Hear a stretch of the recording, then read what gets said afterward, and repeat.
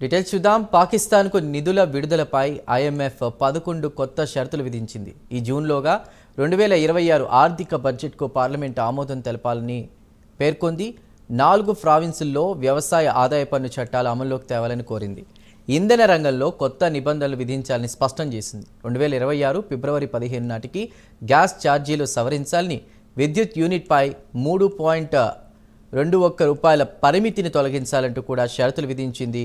ఇటీవల పాక్కు $1 బిలియన్ రుణం ఇచ్చేందుకు ఐఎంఎఫ్ అంగీకారం తెలిపింది. ఈ క్రమంలోనే షరతులు విధించింది.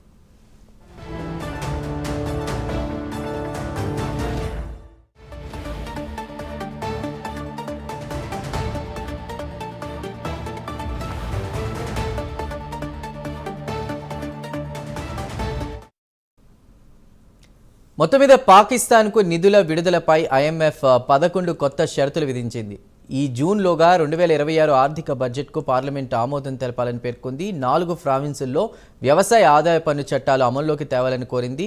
ఇంధన రంగంలో కొత్త నిబంధనలు విధించాలని స్పష్టం చేసింది.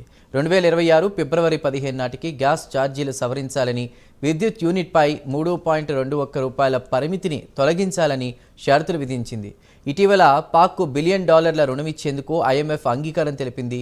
ఈ క్రమంలోనే షరతులు విధించింది.